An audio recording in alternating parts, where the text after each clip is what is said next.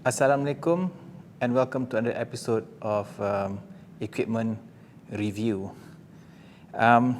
Today, I'm actually going to go through the different types of collars.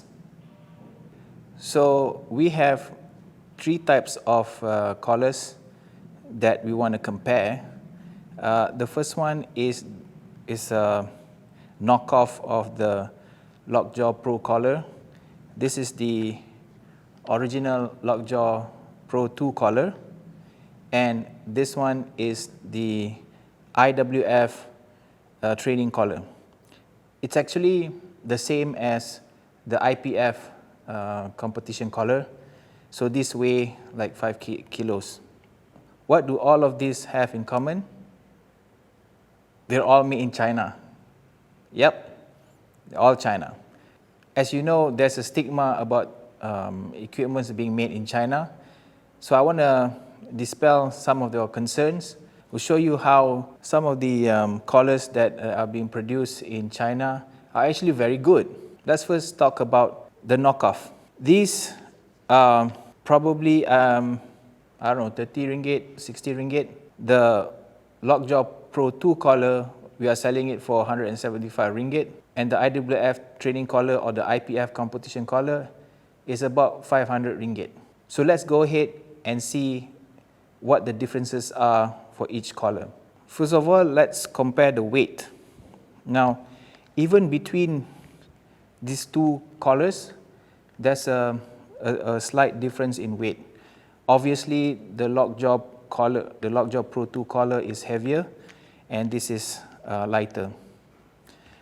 As you all know, the IWF training and IPF competition collar is 5 kg. Each collar is 2.5 kg, and it states right there on the collar itself. In terms of build quality, for the no-name brand, it's very easy to lock and unlock. The build is actually very flimsy, as opposed to the Lockjaw Pro 2 collar is a little bit tighter. Okay. As for this one, I think you all know how this works. So there's two points of locking. One is this, and the other one is this. I'm just going to clip each collars so that you can hear and see the difference. This is the OEM. This is the OEM collar. So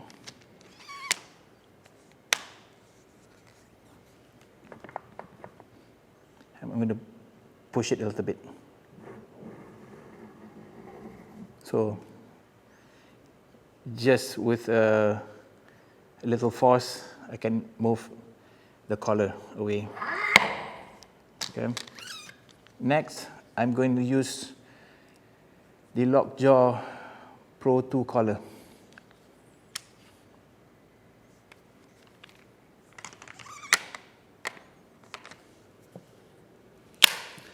As you can see, you need a little bit more force to clip it on. Okay, I'm going to push this. As you can see, it's not easy for me to push it out. It's actually very difficult. That is the difference. Okay, so let's put on the IWF training or IPF competition collar.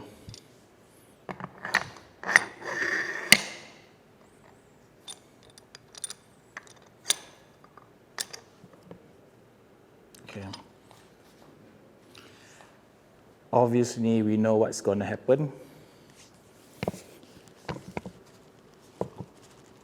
Yes, it's not budging at all. All right.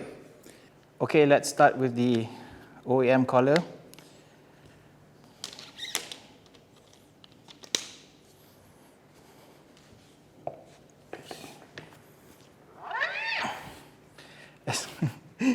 As you can see, I don't even have to stand on the plate. The collar has already come off. See? That's why you don't get cheap stuff. That's bad. All right. Let's now move on to the Lockjaw Pro 2 collar.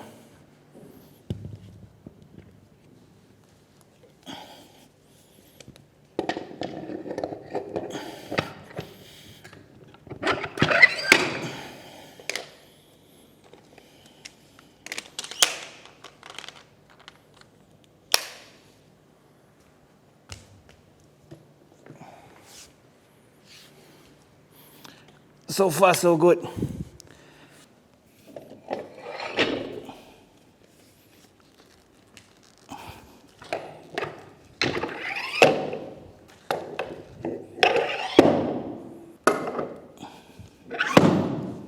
Actually, this is a 15 kg bar, so I don't think I can put any more plates. So right now we're just going to test again with the Lockjaw Pro collar. So altogether this is 85 kilos.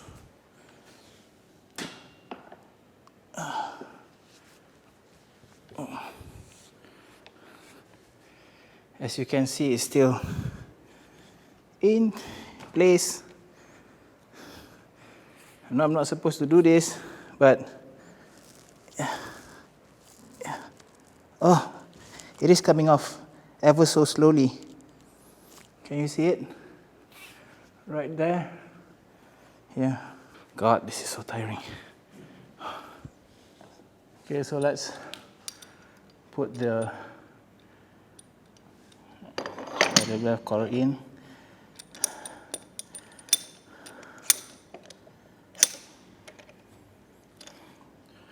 Make sure it's super tight. All right.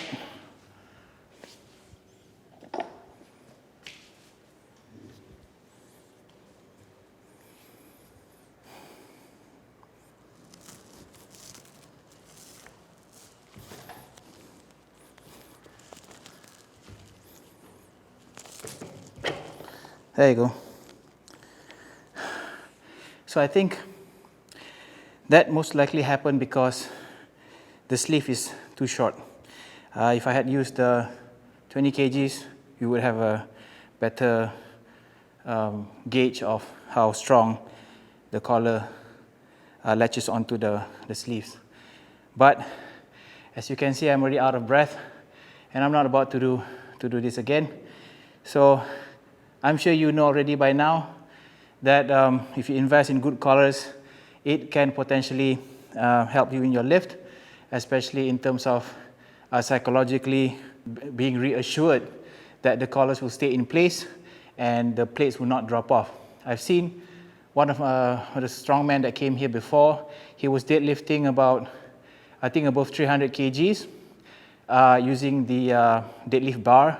So as you know, the deadlift bar is more flexible, and at 300 kgs, the bar will be bent, and the weights, when he used the OEM collar, the weights actually came off. But when he changed it to the Lockjaw 2 Pro collar, then you'll see then the plates didn't come off at all. Okay, so of course, in terms of whether or not you should buy the Lockjaw 2 or the IWF training or IPF competition collar, that's all up to you. In my opinion, it is easier for you to use the Lockjaw instead of the training collars. But if you are competing and you like to have as close as possible to the actual weight that you are lifting in competition, then I suggest that you use the training collars. So I hope you find this video useful. If you have any questions, please leave them in the comment section below. If you want to get some of these equipments, I'll leave my contact details in the description as usual. Thank you for watching. Oh, before that, if you haven't subscribed to this channel, please click subscribe. Don't forget to turn on that little bell button. And if you have any suggestions on what you want us to review, let us know, and we'll try to do a review of that. Thank you so much, and we'll see you in the next episode.